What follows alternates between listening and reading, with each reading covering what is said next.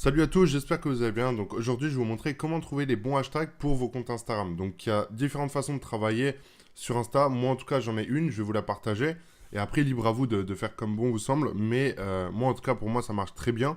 Après, il faut aussi savoir ce que vous voulez avoir avec vos comptes Instagram. C'est-à-dire, j'en vois beaucoup me dire, Benjamin, je vais avoir beaucoup de followers, beaucoup de likes, etc. Ça, je pense que c'est plus l'ego qui fait que, voilà, il a envie d'avoir ça. Moi, personnellement, ce que je veux, c'est récupérer du mail et vendre des programmes derrière. Ou alors vendre des produits derrière ou vendre des produits en affiliation. Mais je m'en fous complètement d'avoir des likes, d'avoir des commentaires, d'avoir de l'engagement. C'est pas ce qui m'importe. Moi, ce qui m'importe, c'est la masse. Sur Instagram, j'essaie plutôt de taper sur la masse pour avoir beaucoup plus de reach et d'interaction. Donc, déjà, pour commencer, ce que je fais, quand je vais faire plusieurs comptes Instagram, je vais aller sur ce site-là et je vais, par exemple, taper musculation si on est dans la niche de la musculation. Alors, moi, j'utilise ce site-là. Pourquoi? Parce que quand vous allez taper un mot-clé français, il va vous sortir toute la liste là des mots-clés donc, qui correspondent à ce mot-clé-là. Et en plus de ça, c'est que des mots-clés en français avec le nombre de posts. Quand vous êtes sur mobile et que vous tapez un hashtag sur la barre de recherche, eh ben vous n'allez pas avoir en fait autant d'informations que là et pas autant de posts. Donc c'est aussi intéressant de travailler sur comment dire, sur cet outil-là, en sachant que je pense trois quarts des gens qui automatisent leur compte sont sur un ordinateur. Donc de passer de mobile à ordinateur, je sais, je l'ai déjà fait, c'est très chiant. Donc moi je vous recommande vraiment d'utiliser cet outil-là. Je l'utilise tout le temps. Et moi, je vais prendre tous les posts où il y a le moins, enfin tous les hashtags où il y a le moins de posts pour commencer. Donc, imaginons que là, on est, je sais pas, trois comptes Insta. Je vais prendre par exemple deux trois hashtags avec le mot musculation. Par exemple, après, je vais aller dans la barre de recherche et je vais taper, je sais pas, perte de poids. Je vais taper perte de poids. Normalement, ça va en trouver. Je vais prendre peut-être deux trois hashtags comme ça. Après, je vais taper programme ou minceur. Je vais prendre deux trois hashtags avec entre je sais pas, 500 et 2500 posts sur les hashtags là. Ensuite, une fois que c'est fait et que vous avez fait ça sur tous vos comptes, vous allez monter au fur et à mesure le nombre de posts qu'il y a dans les hashtags. Donc, par exemple, on va pouvoir passer sur des hashtags à 5000 posts. Ensuite, on va passer sur des hashtags à 7500, à 10 000. Et ensuite, une fois que vous arrivez, moi, une fois que j'arrive dans la barre des 5 à 10 000, je vais faire un gros concours en fait où je vais le laisser longtemps le post là en dernière photo. Donc imaginons, on va prendre un exemple tout bête, on va prendre lui. Imaginons que le concours il se retrouve là et que je vais pas poster pendant une semaine. Et en fait, je vais laisser mon bot faire de l'automatisation, donc unfollow, follow, etc., commentaire, like. Et à côté de ça, j'ai tous mes comptes satellites que je vais rediriger vers ce compte-là. Avec le lien en bio, plus dans la description. Donc la description, c'est ça sur Instagram. Ici, je vais mettre un lien dans la bio vers un concours pour tenter de gagner, je sais pas, un voyage au Baléares ou j'en sais rien. Euh, donc ça, c'est une stratégie que je fais, moi. Pourquoi? Parce qu'en fait, comme je le dis tout le temps, j'ai tous mes comptes, on va dire, si on doit schématiser. Donc en dessous, j'ai tous mes gros comptes. Et ça fait comme un arbre généalogique où j'ai en fait des colonnes avec tous mes petits comptes en dessous qui vont pousser le gros compte. Moi, je vous recommande vraiment de ne pas automatiser votre plus gros compte. Donc tous les comptes qui ont plus de 10 000 abonnés, déjà, ne les automatisez pas du tout. Parce que le jour où ils vont se faire bloquer, il y a un moment donné où ils vont pas en fait rester sur le long terme. C'est impossible d'avoir un compte qui continue de tourner, etc. Et ce qui est intéressant avec le fait d'avoir des petits comptes satellites en dessous qui vont rediriger vers ce gros compte-là, et ben en fait, c'est déjà le fait de ne pas se faire bloquer et bannir.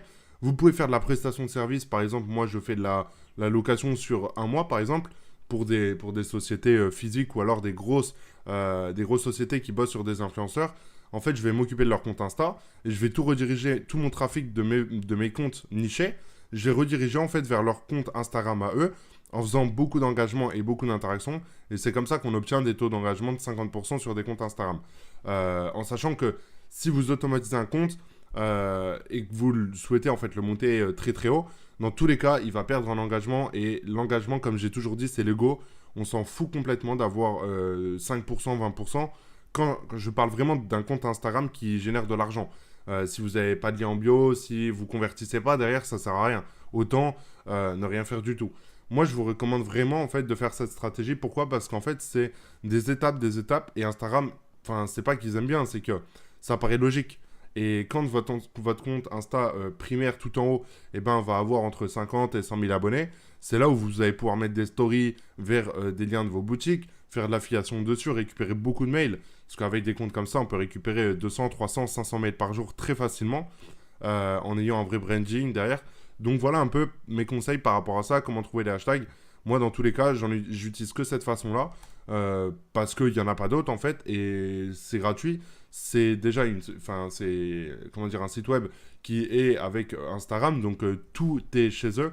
Moi, c'est pour ça que j'aime beaucoup cet outil. Et en plus de ça, bah, sur mobile, c'est très bien aussi. Ça nous donne des similaires hashtags. Mais il n'y en a pas autant que ça. Et il n'y a pas autant d'infos. Quand vous cliquez dessus, etc., vous avez les meilleurs hashtags. En plus, en dessous, vous avez encore des autres hashtags. Donc, si vous tapez, faut pas être bête non plus. Je veux pas tout vous donner parce qu'après, au final, je donne tout le travail.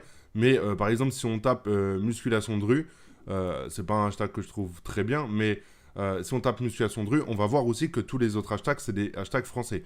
Dans la logique, à 3/4 du temps, ça va être comme ça.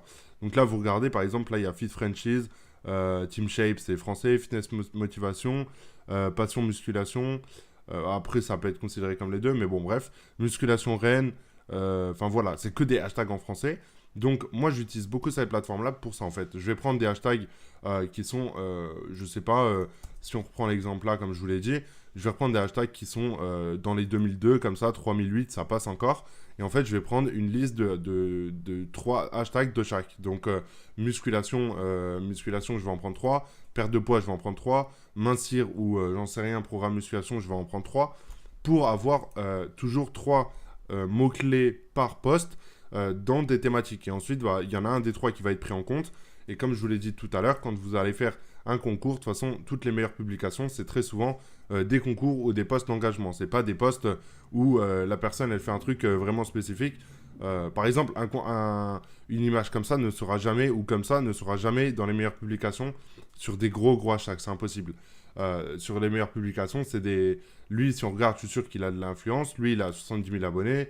Elle, ça doit être pareil. Donc elle, c'est pareil, j'ai pas regardé, mais elle doit avoir au moins 2000 abonnés. Voilà, elle en a 4000. Elle fait de l'engagement. Elle a un bon taux d'engagement, quand même, un bon taux d'interaction. Beaucoup de commentaires pour 4000 abonnés, c'est très bien. Donc voilà, elle a même pas de lien en bio. Ça peut être une personne à contacter en lui faisant un lien de redirection vers un programme minceur. Je dis ça, je dis rien. Voilà, je vous souhaite une très bonne journée et une très bonne soirée. J'espère que les conseils là vous auront plu et vous auront aidé aussi à comprendre certaines choses. Et on se retrouve du coup demain pour une nouvelle vidéo. Ciao, ciao les amis.